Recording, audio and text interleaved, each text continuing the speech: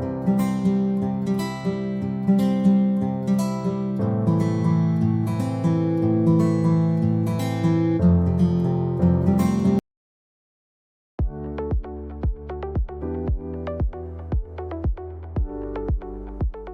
good morning and welcome to the Great Transition Senior Living Seminar Series. We are delighted to have so many people in the room and also welcome our online community with us today. We're going to dive deep into the topic of staying safe and avoiding fraud in today's ever-changing world.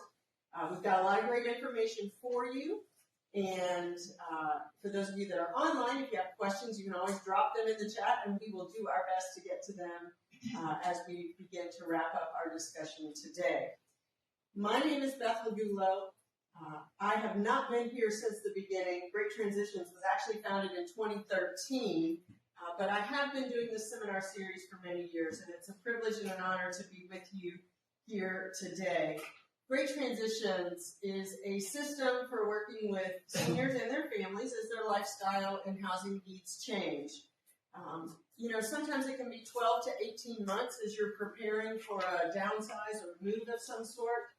Sometimes it can be a lot longer, and for some of you, it may be 5 to 10 years down the road, but you're here today to gather information to put that plan together, and so we are proud of you for being here. It is our privilege and honor to help and guide those who have helped and guided us along the way for so many years. Our objective here today and every month is simply to provide education on housing, financial, medical, and other general issues and topics of importance to seniors. We're not here to try and sell you anything. Neither are our educational partners. We're here because we love doing this, and we love making the connections with you. But we do ask you to think about a few things as you leave this seminar and going forward. We ask you to think about who's going to be tasked with making decisions for you when you're no longer able to make them for yourself. Will you agree with the decisions that they make for you? And have you created a plan and communicated that plan to your trusted loved ones or trusted advisors? We often talk about your all-star team. You may not have family close, but you have advisors close. And so that's who you want to make sure that plan is connecting you with. That you are connecting them with your plan. Sorry, said that backwards. Well, we're super excited to jump into our topic today. I'd like to invite our panelists to come up and get settled. According to the Federal Trade Commission, I got some scary statistics for you before we get started. In 2024, adults aged 60 and older reported losing $12.5 billion to fraud and scams. That is reported. We know a lot goes unreported, right? Seniors are a particularly large target audience for scammers and fraud, and we're going to talk about that and unpack that in just a few minutes. But I want you to know you have permission to hang up on people. You have permission to delete emails. You have permission to not answer the phone and let it go to voicemail, and be wary of anything that comes to you that might not be 100% above board. If you don't know the name of the person calling you, let it roll to voicemail and listen to it later. This seminar is going to be chock full of information, and it may feel a little bit like drinking out of a fire hose. Our panelist, I'm going to let her introduce herself to you in just a minute. She is a wealth of information, and we could probably talk for a semester about everything that she knows, but we're going to try and hit the high points here, not to scare you, but to arm you, right? Because knowledge is power. We're going to have a time for Q&A at the end. We will do our best to get to all of your questions, and I'm reminded that before we jump into this, I thought about it today, we could all recount stories of text messages that we've received or phone calls that we've received, but let's ask some really meaty questions at the end. We can share stories in small groups afterwards, but you may have a question about how to set up something And somebody else probably has that question as well. So we look forward to having some great questions. Our guest today is Kim Pennington, and she and I were introduced by a mutual friend a couple of months ago. And when I first started talking with Kim,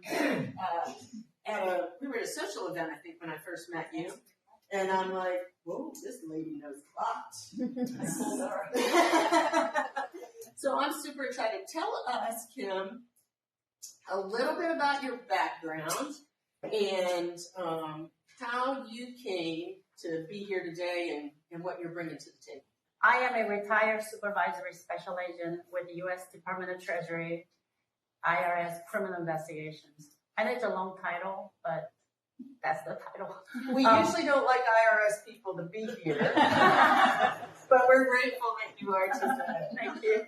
So in that capacity, what I've done is I've conducted criminal financial investigations that involve various different crimes, such as identity theft, mortgage fraud, telemarketing scam, Ponzi scam, bank fraud, and healthcare fraud, as well as terrorism financing and drug trafficking. So in a nutshell, I've been in a crime all my adult life. And I've been with criminals all my adult life. And that anywhere where there is money, we were there, because every crime, most crimes in general are driven by either crimes of passion, which is a very small, a vendetta, but the rest of the bulk of the crime involves money. So where there is money, that's where I am. So I am here today to share with you some of the things I've learned in my career, the steps that we can take to prevent ourselves or help prevent ourselves from becoming victim to so many scammers out there.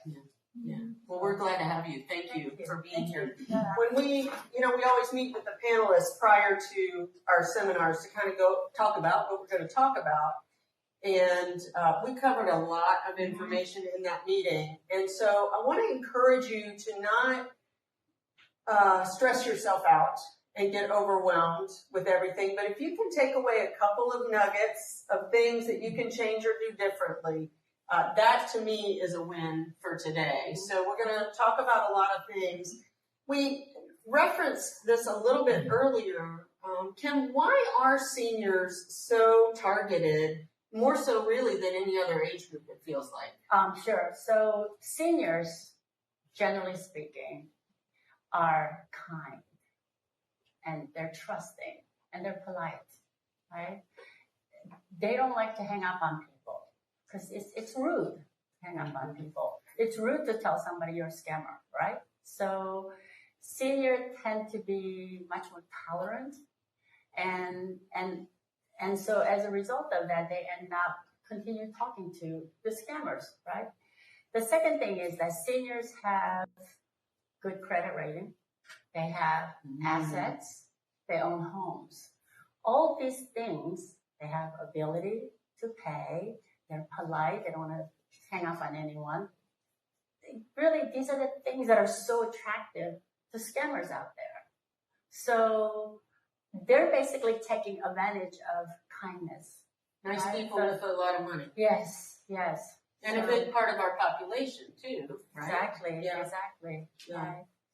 Okay, so let's talk about, and this is kind of broad, but some of the things we could implement today to help avoid identity theft and fraud. Maybe, and we'll be taking notes and sending these out, but I think we came across 6 things that were important. Right. I mean, there are, as you know, there are so many things you can do. Sure. And we can't talk about all the things we can do because we don't have that much time.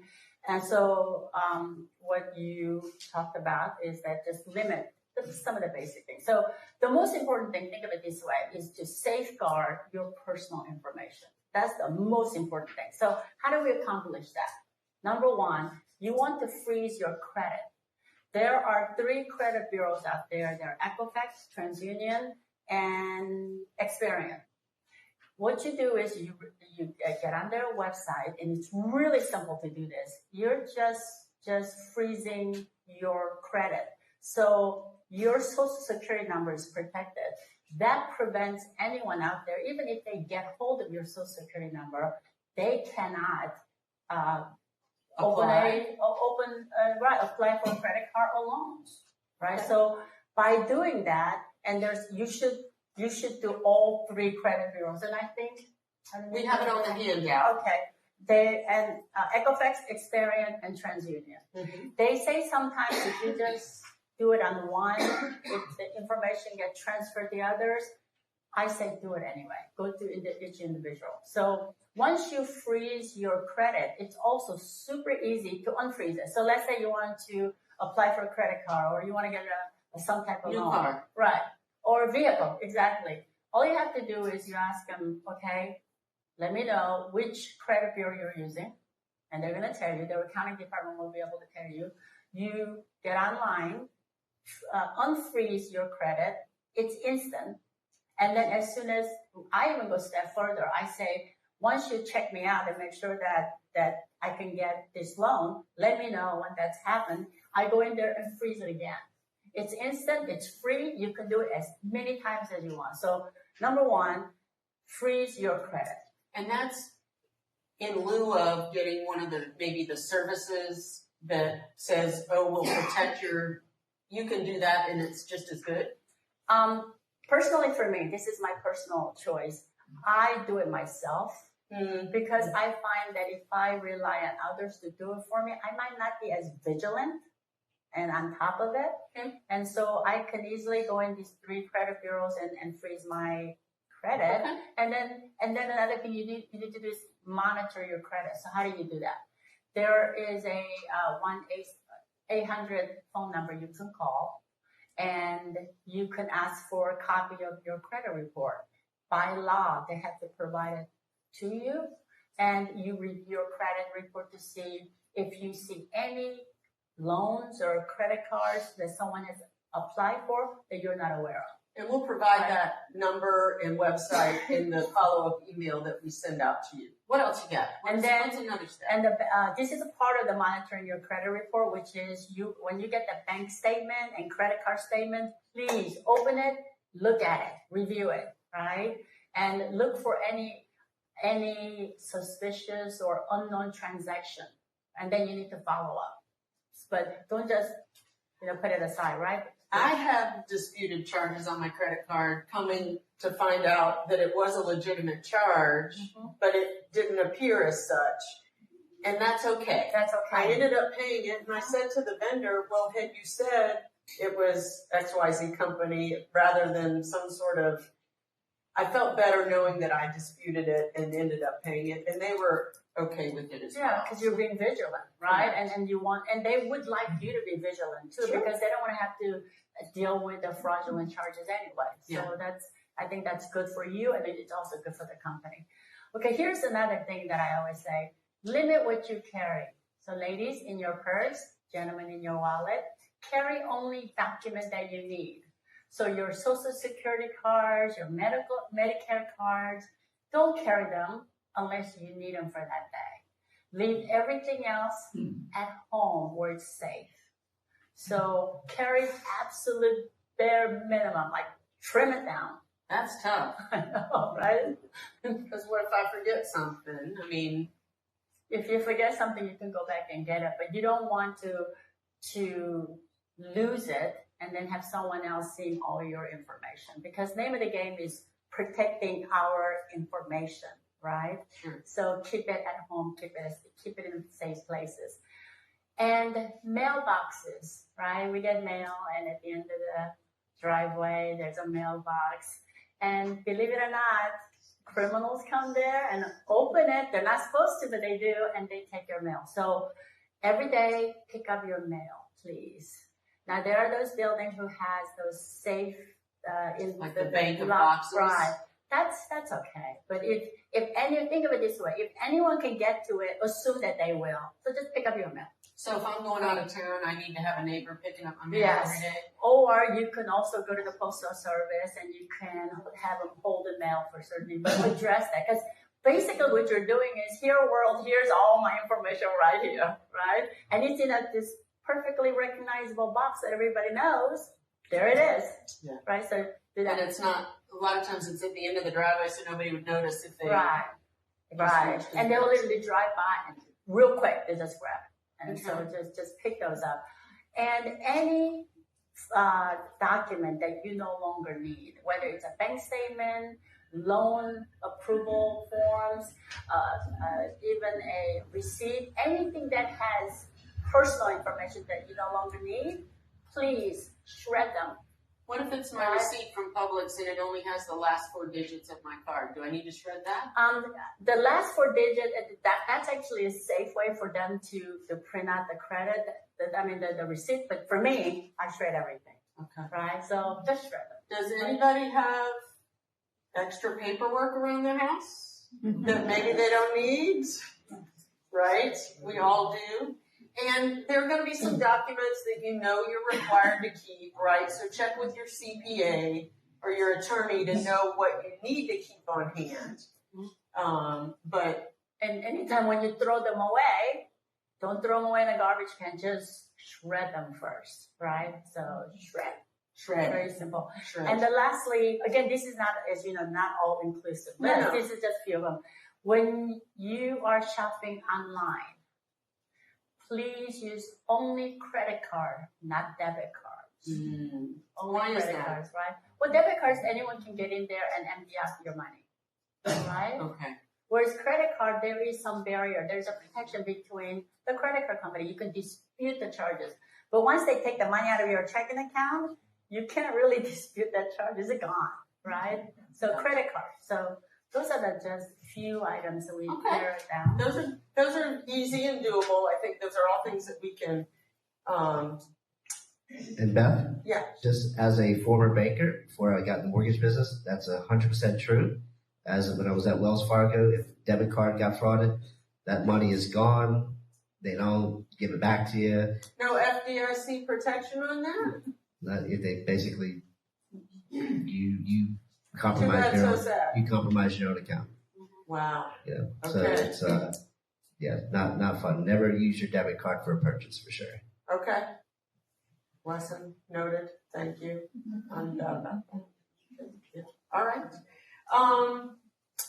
Are there any other things? So talking about online shopping, are there any, because we all do Amazon or, we pay our bills online, a lot of us. What are some other things we should be aware of or avoid while shopping online? Sure. First and foremost, use a strong password.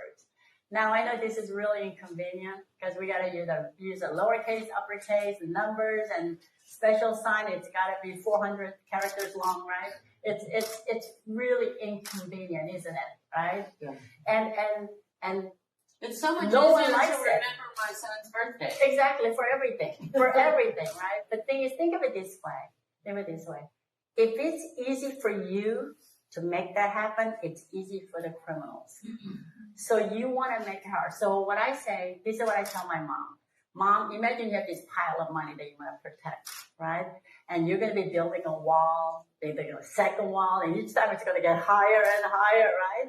And it's not easy to do that. It's not convenient, but you do that, right? So that you can protect it. Say your information is the money, right? With your information tied to everything that you ever owned. So you have to protect it. So how do we do that? We do it by creating a strong password. So it would be multi-character. It has many different things, uppercase, lowercase. You got to make it difficult for someone to try to imagine it, right? So you don't use very convenient birthday, me, my family, or anybody, your favorite pet name, none of that. You have to use something that is not your everyday language, right? And so the more difficult you make the password, the stronger it is, the better you can protect your assets. So that's number one. Okay. And Wi-Fi. use a secure Wi-Fi because, it's so convenient because everywhere you go, right, it says there's a Wi-Fi available, join in. It's all about, again, protecting your assets. Mm-hmm. So you don't know who's standing next to you. You don't know what kind of Wi-Fi that is. So use safe Wi-Fi, the Wi-Fi that you know is safe. So I should review my credit card statement, but I shouldn't do it when I'm sitting at Starbucks on their Wi-Fi. Right. And then, and again, the last one, the credit card statements, review them. Look for any activities that you don't recognize, Okay. right? Mm-hmm. So how do we know which emails and texts to trust? How do we know if a website is a legitimate website? okay. We talked about the padlock, right? Right. So the website first. If you see the top left under GT Florida, there's a padlock. That's a symbol of safe website. So you want to look for that, right? And anytime you see a website that doesn't have that, then exit out, get out of there. Okay. That's the quickest way of looking at it, those little padlocks. All right. So let's talk about the emails and texts. We'll get these random texts that says something like, oh, we couldn't deliver the package. Click here. Or how about this one? You have unpaid tolls. Right? I get the toll message. We have unpaid tolls. Click here. It's so convenient to pay right away, right? And then what about this one? IRS says that you owe a tax liability. Click here and enter your credit card number. So easy, right? Those are scams. Number one, government will never send you email or text. Doesn't work like that. They will send you a mail. And then secondly, whenever you get this email and text randomly, they're saying all these things that you need to press and then pay. Those are scams. Mm-hmm. Now, you look at this text and say, okay, I'm going to make up a name of the bank because I don't want to single out any bank. And let's say it's Bank of Winter Park. I hope there's not such a there thing. Is. There is, okay. Bank of Chamber of Commerce. Okay. Bank of Chamber of Commerce. Okay. All right. And you're thinking, wait a minute, I banked there, right? So they're saying that there's something wrong with my account. I need to fix that right away, right? So let me just push this link here because it's so convenient. It's right there. That's not how you do it. What you do is completely leave that alone. Go to your Bank of Chamber of Commerce independently or call them and you get in there and find out, right? So anytime that when you get a text like that, resist that temptation because it is so difficult, isn't it? It's like, oh, I have that. There got to be something wrong. I got to fix it, right? Mm-hmm. And whenever they're sending you these texts like that, I hope that you believe that, okay, this could be a scam. Now, there's an exception where when you're on the phone with a bank, or when you're online chatting with the bank, they say, we're going to send you authentication code, and you need to read that off to me. That's legit, right? Because they're not saying press this and put your credit card and give me your information and you can pay it, right? And anytime that when you're talking to somebody, whether it's a bank, whether it's a credit card company. And you call them. Right. You call them independently. You got your own number, not the number that they send you to call because it could be somebody sitting in Africa, right? So you always look at it, you always log on independently. Okay, so I talked about never pressing any links. And that goes with any other, whether it's a credit card company, brokerage firm where you have accounts, anytime you get that, assume, if you haven't solicited that, if you haven't been communicating with them and you get these things in random, they're scams. Okay. Nicole and I were in the office preparing for all this. I think we started getting even more scams. We would just laugh at each one that came in as it did. Let's revisit passwords, and I want to put this slide we did this similar topic last year, so some of you may remember this slide. I think this slide has a tremendous amount of value. It talks about how long it would take somebody to hack in to your password with numbers only, or you add lowercase, uppercase, lowercase, numbers, symbols, all of that stuff. And it's kind of scary. And to think that we have to make our passwords this long to protect them. How often, Kim, do we need to be changing our passwords? Can I use the same password for different sites? Because it's so hard to keep track of. And it would be so convenient using one password for everything, right? Yes, the name of my exactly. pet. That would be just perfect. But there is no easy way, as I mentioned earlier. You have got to use different passwords, and it has to be multi-character. So how do I keep track of it? So what you do is you have to write it down, right? You gotta Like pencil and paper. right. And you could write it down first, okay?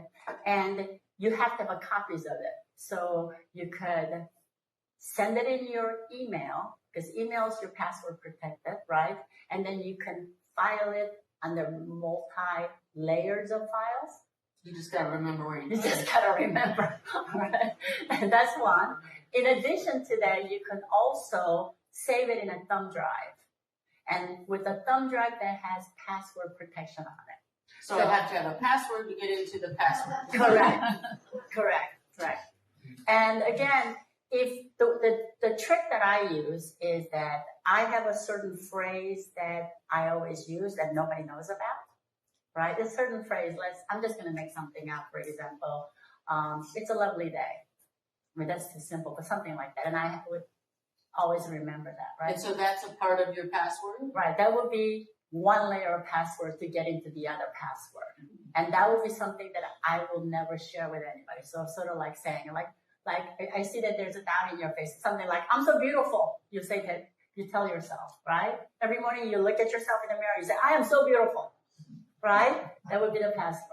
Or you might even say, I am even more beautiful today. And you can remember that, right? Or I hate myself because I'm so beautiful. Right? You can remember things like that, right? And then you add maybe a little character. I am so, right? So that would be the password that you will always remember, but you don't share that with anybody. Gotcha. The whatever internal dialogue that you tell yourself, right? You might want to use that. Can I write them down on a piece of paper and lock them in my safe?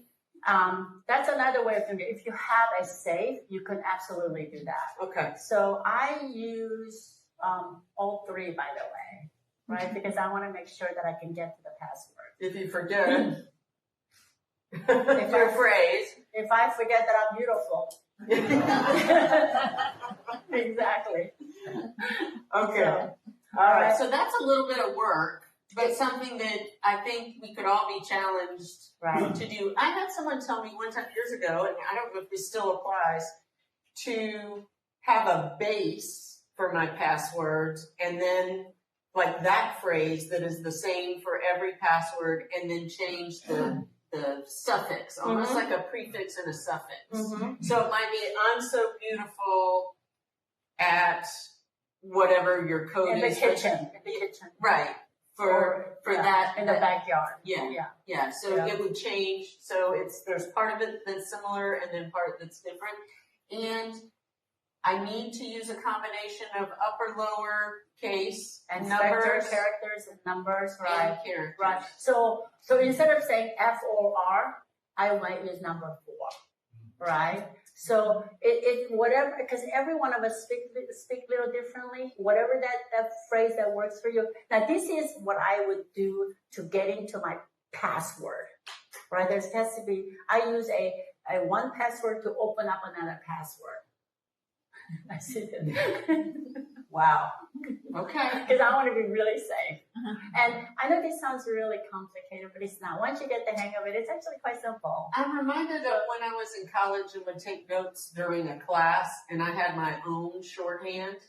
That's exactly that. Yes. We're kind of doing that. Right. Right.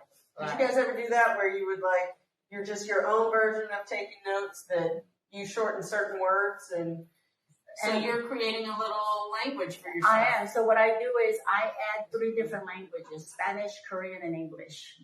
And then I incorporate those to create my password. So if somebody looks at that, they're like, What is that?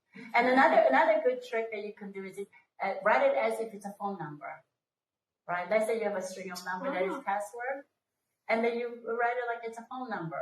It's easier to remember. Right. Yeah. But it's not a phone number. Okay. And then it might not have that same character, but you can either delete some number, add some number. Just play with it, right? But Play. bottom line is it's not convenient. I get that, right? And you have to have a different password for every item that you use. And you should change it with certain frequency, whether that's 3 months, 6 months, whatever you're comfortable with, but you should change it. Should you change it dependent on how often you access it? Not so much that. The first thing is if you feel that your password has been compromised, you have to change it right away. So But Google even- will sometimes, like I have Gmail, Google will say, Save the password on the side. well, before that, and we'll talk about that in a second, but we'll say, 5 passwords have potentially been compromised. Is that legit? It could be, it could not be. That I don't know. Okay. That I don't know. It never for me- hurts to change your Right. password. For me, I would always err on the safety, and I'm always changing my password anyway. And so there's a certain what you mentioned. There's a prefix, and then you change the half of it. For me, there's a phrase that's always in my head, and I cannot say it because I'm not supposed to. No, we don't want to know what it is. And so But you are with that, beautiful. So but with that, it's more like I'm not ugly, or I'm not as ugly.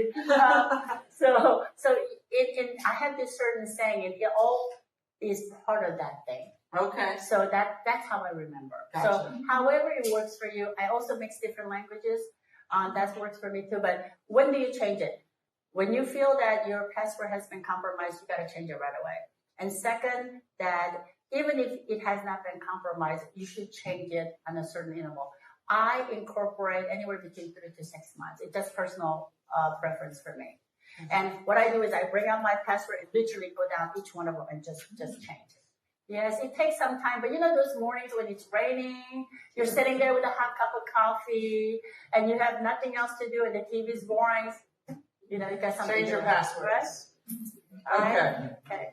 So, all right, let's shift gears a little bit.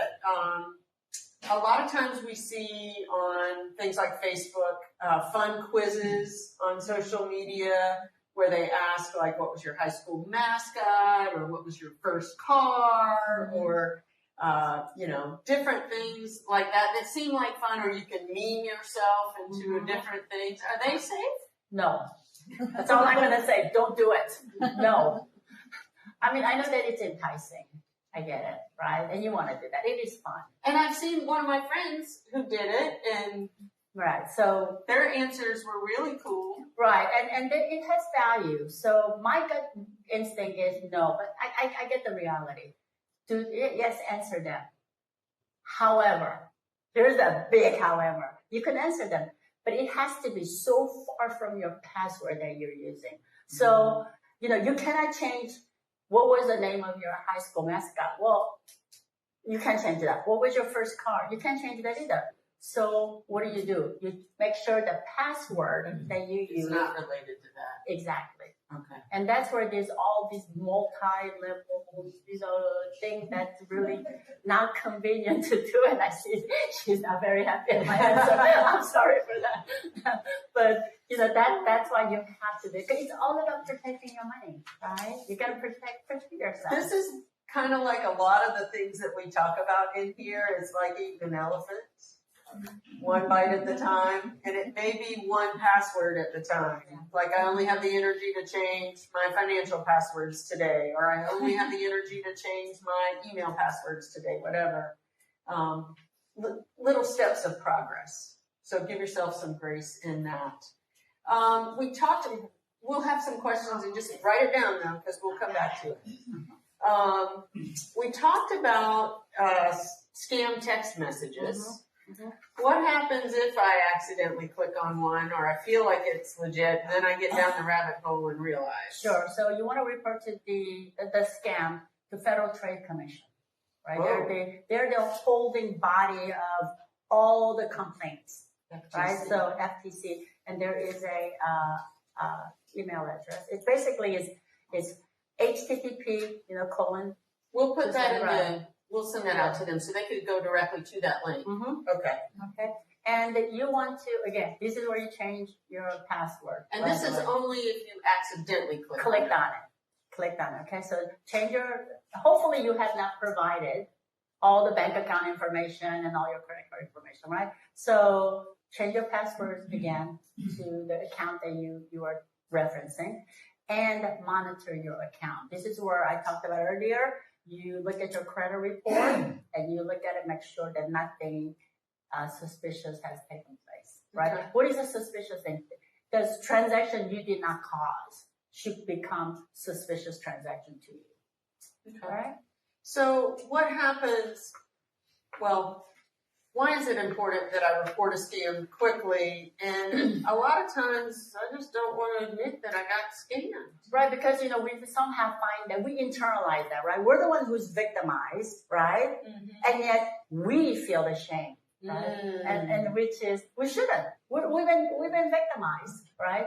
So the reason why you have to contact the authorities right away is that, number one, you want to make sure that you can further protect yourself from even getting more damaged or more hurt, more victimized. So you need to protect them.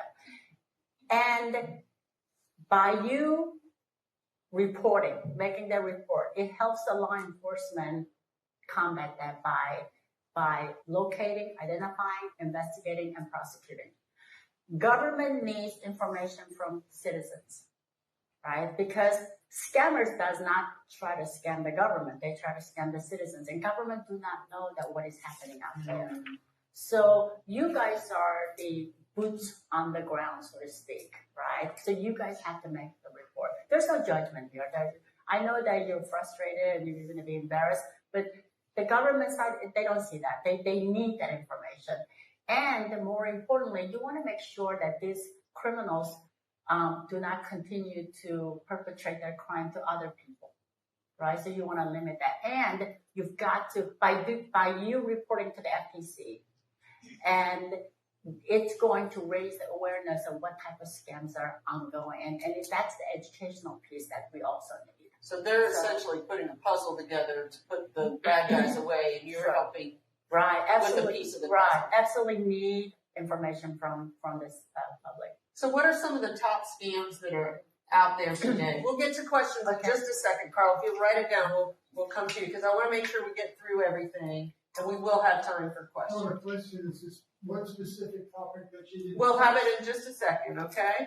Okay, so there are quite a few that scams out there, but I just selected the one that is most recognizable. So it's what I mentioned before, unpaid tolls, right? You have these unpaid tolls that you have to pay immediately, and then U.S. Postal Service, allegedly, it's not, sends you a text saying, we cannot deliver your package, so give us all your information, including banking information.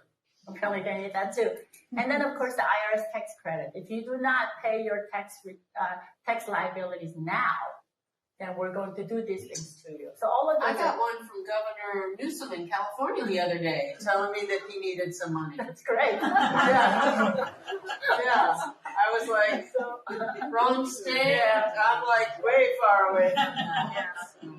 So, and then you hear also a phone call from your nephew, right? Oh yeah, needs money. It's like uncle and aunt. I need this, and or grandma. Right.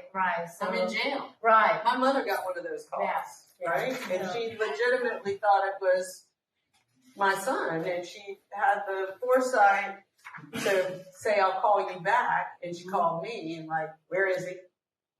And we figured that out. But she said it sounded just like him. Sure. Because in that moment of panic, that's what you're right. Because you're thinking, okay, that's my grandson, right? You don't think, wait a minute first. So yeah, it's they hold on, they tug your heartstring, right? That's they're going to play every trick in the book to get your money. Yeah. And that's the name of the game. Yeah. Right. So. Okay. Let's kind of go back over some of the things that we're going to do. If you do find yourself as a victim of identity theft, let's run through the things that we need to do. Again, because I think these are just super important and we can't state them enough.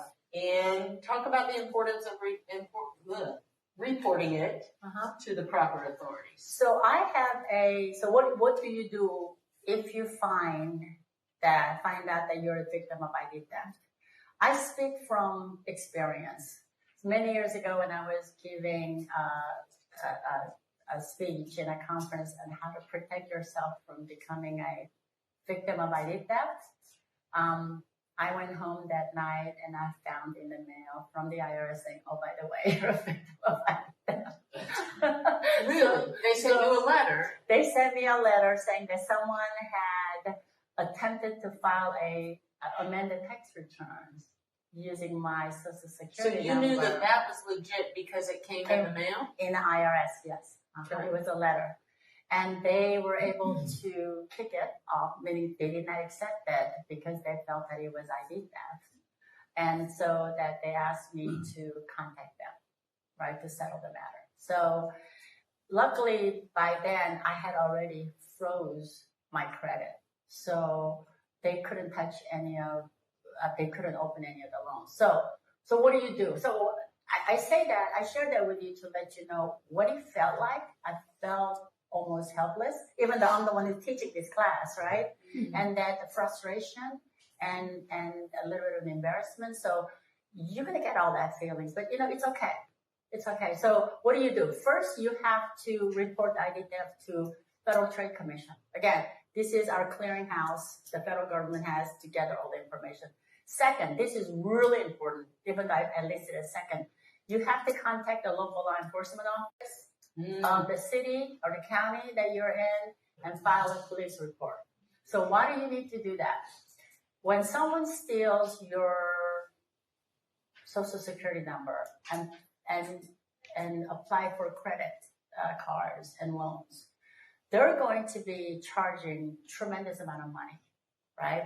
So the credit card company is thinking it is you who opened this credit card and racked up all these charges, right?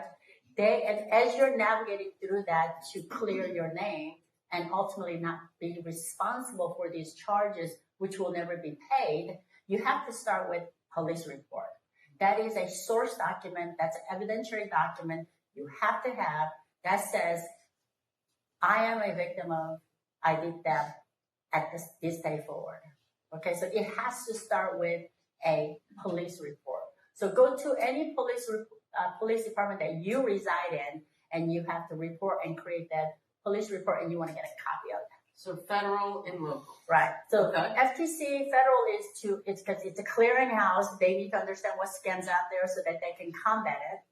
The local is to begin to start the process of you clearing your name. Okay. All right. Second thing is, again, third thing is freeze your credit if you haven't, right? Calling the Equifax, Experian, and TransUnion. Monitor your credit. Ask for the free credit report. Look at it.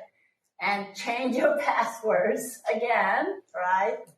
And then if you see in your credit report all the credit cards or loans that these scammers have applied for, you need to contact each and every one of those entities, credit card companies or banks, and you need to provide them with a police report and begin the process of clearing your name. Wow, it's a lot of work. It is a lot of work, and it's going to take time. I'm not going to kid you. It's going to take time. It's going to be a process, but you have to do that. And I think one of the things that was kind of in the back of my mind, yes, it can be embarrassing.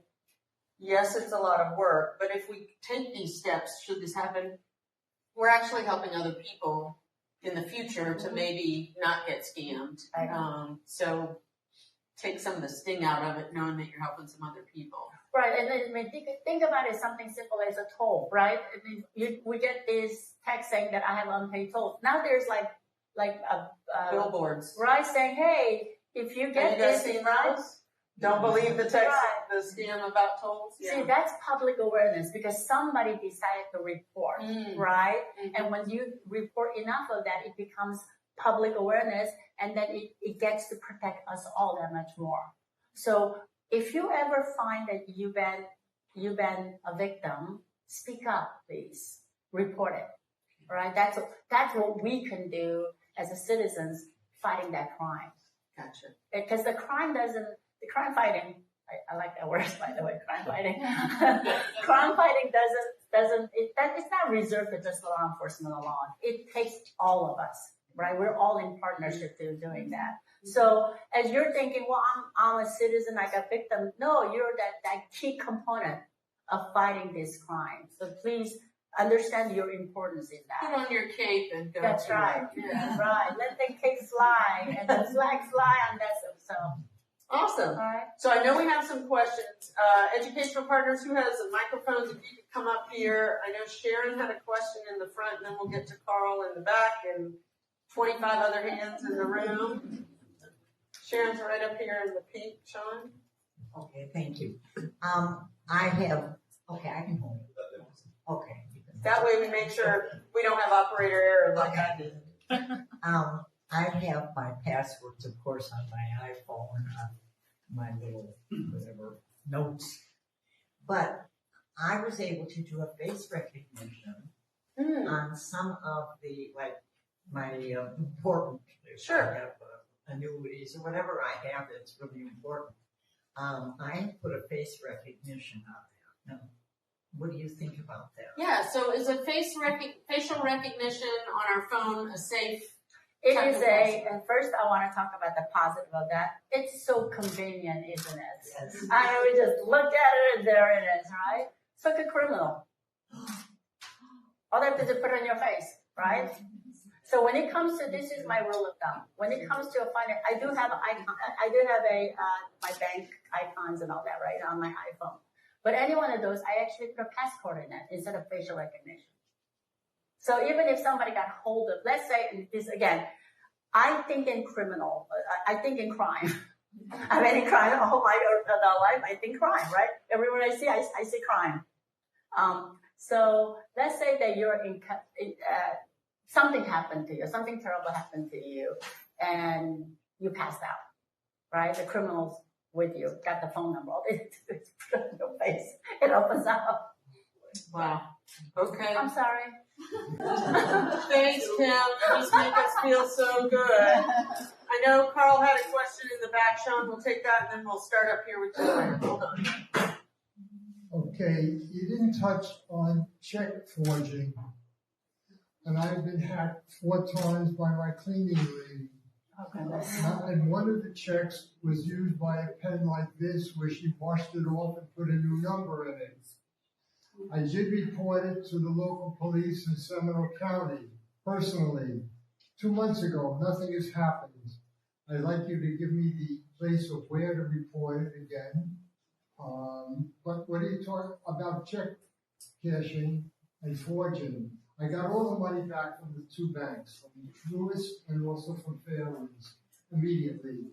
But I wanted her to be prosecuted, and the sheriff in Seminole County just filed it. Nothing has been done. Okay, so we've got a case of check fraud, which we probably don't see as much these days as we used to. Right. And we reported it to the authorities, Right. but nothing seems to be happening. Is Right. that typical? The banks took care of it, meaning I filled Understand. out affidavits, etc. Yeah, understand. The authorities at Seminole County spoke to the sheriff. Let's. I spoke to him. Nothing has been done in 2 months. Right. So, firstly, I do not represent that department, so I am really not qualified to speak on their behalf. However, I will tell you what the reality is in law enforcement in general. I am a retired federal agent, so my specialty lies with the federal government. That is not to say that I mean, I certainly have worked with the local and a state police departments to be aware of just a sliver of what they do. When you're dealing with the prosecution in general, and again, sir, what is your name? Carl. Carl. When you're dealing with a prosecution, when you're talking about prosecution, right, there are many components that turns into adjudication. So it takes a victim to come forward, such as yourself. It takes an investigator to conduct the investigation. and then it takes a prosecutor to prosecute it in the court, right? Now you came forward, the police department has taken your report, but what they have to deal with is number one, a manpower issue. No police department has enough manpower to enforce every crime that has been perpetrated. Now that does not make your crime, the fact that you're victimized, any less pain than you experience, and I get that. But what I'm going to ask you to do is put yourself in the police's shoes. They have, and I'm just making this up, they have 100 detectives on staff. And they have about 2 million crimes that's been perpetrated in their city, right? And like for me personally, when I was a supervisor, this is just a broad term, our investigations generally take anywhere between 2 to 4 years from the beginning phase of the investigation to the adjudication, meaning they go through the court system. I manage 150 cases at any given time. So 150 cases, each one of them taking anywhere between 2 to 4 cases. That's normal speed of our cases. The manpower is a real issue. Yeah. So especially with Takes time. Right, local police department when they have to respond to a car theft, to domestic violence, to murder, and not to mention the federal government coming in and saying, hey, you guys need to help us out for this detail, that detail. They're inundated with lack of resources, and they're trying their best to balance it. Gotcha. And in addition to that, even when we're done with our prosecution report and we submit this, what we call to be perfection, which is our prosecution recommendation report, we think it's perfection. Like there's no flaw in it. The prosecutor look at that, and they too have to deal with their manpower issue. How many prosecutors do they have on staff? Yeah. How many judges are available to designate the time for the court hearing? Because it's not as we would like to, from the law enforcement side, we would like to be able to grab, sorry for saying this, a criminal, okay? String them up. And take them straight to jail. That's what we like to do. But there's something called due process where we have to go through every step. That takes time. So you're dealing with so many layers because it's a wonderful country, right? We have freedom. We have due process. It's not the Wild West We anymore. have, we have constitution. Thank goodness that we do, right? Because of that, all of this takes tremendous amount of time. Sure. And sometimes things get delayed. Sometimes it just, the prosecution will say, it's not enough money. I mean, if I'm going to tie up the court system and the judges and the juries, and not only that, you guys have to serve as a jury too, right? Yeah. Then it has to be something more impactful. That's the reality. We as a law enforcement, we don't like it because we want to make So we everything. just have to keep reporting Yes. and providing Yes. information and trust that they're doing their job, and it's going to take a lot longer. I was watching the news last night, and they were talking about a case from like 2000. So that was just now coming to court. So it does take a little bit of time. Oh, Yeah. Joanne thank had you. a question. And I'm sorry about your frustration. I used to work for a bank in the fraud department, so I saw a lot of what you've been talking about. And this is just a statement for Carl's sake. We used to always get a call that would say, well, don't you have video? And I'd say, well, yeah, but would you know who that is? Unless they have a record or their faces posted somewhere, you just can't find these people sometimes. Yeah. But my question is, concerning shredding, there are third-party vendors that do shredding. Like I've been taking, my shredding machine broke down, I haven't bought a new one yet, but I've taken them to Staples because they have a bin there that you put stuff in. Is that safe? Are the shredding places, can we drop off our stuff for shredding? Is that safe? Because I've been in crime all my career, I really need to. You say that a lot. Because I see crime everywhere.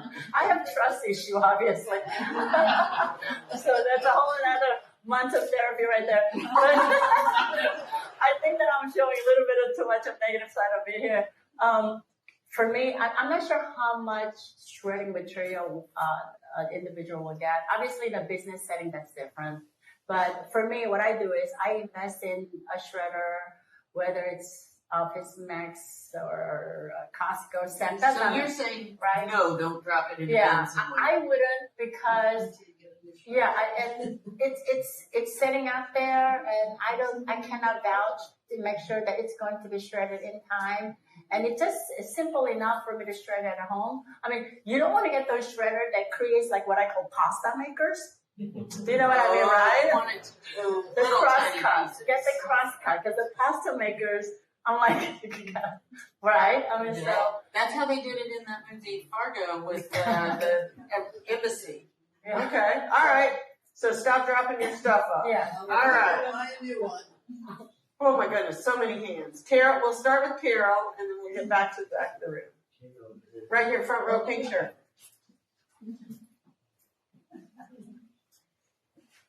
I have an Apple phone that saves all my passwords on it, you know, and I just click it and I put my password to get on my phone. Is that safe? Is it safe for me to keep all my passwords in the phone, on my Apple phone? I would not keep passwords that have any pertinent value on your phone. Password has to be protected. Think of it as when you see password, when you think of password, think of that as your money. That's so hard though when you're using your phone to do things. Then I have to I go know. get my book where I have everything stored. I know. And that's the part that it falls under. It's not convenient. And there's really no other way, right? It just, I keep certain passwords on my phone, but things that has nothing to do with my money, my asset. So your Schwab account is not password, you don't have a password kept on your phone, but you might have it to play Wordle. Exactly. Okay. So that any password that even if someone got hold of it, it's not a big deal. Gotcha. Those passwords I keep it in there, but Back row, Sean, and then we'll take Barbara after that. Okay, with respect to the gentleman that had his checks kited or whatever, are we better off going to auto debit with our credit card on many of our accounts? So like an auto bill Auto pay, are you safer with an auto pay than you are checks? the checks again, those who are part of financial institution. First, I like to apologize for what I'm about to say. Checks are not safe. Period. Try not to use checks if all possible. I like paying online with the bill pay, direct pay, so much safer, right? And what I do even step further than that is that if there's any bill that I can pay with a credit card, because credit card has a protection, I pay it with a credit card. So that rather than linking it to your bank account. Right. If I can pay it with a credit card, I do that. Now there are some, and They charge a fee though. If they charge a fee, then I don't. I won't do that. But a lot You'll of link them, it to your bank account? I will as a bill pay, direct as a bill pay. So what I do is on top of that, I actually instead of having it directly drawn out of the bank account, for example, let's say I went to a fitness organization, a gym, and they say you can pay it with credit card or you can directly let us link it to your checking account. That I won't do because even with that, I would rather pay with credit card, the fee, because I don't want this fitness people who's always going out of business eventually having access to my bank account. But what about like Duke Power? Those are okay, but even then what I do is I do a bill pay where I actually manually go in. Well, Duke, I pay with credit card because they'll let you and they won't charge a fee. But let's say that they did, right? Then I would go into my bank account every month and I would manually click and say send it instead of making it automatic. If it's a credit card, I make it automatic because there is a protection. But on top of that, again, I am an extreme case of, I think I mentioned enough that I see crime everywhere, right? We're never going to be you, Kim, but we're going to take some steps.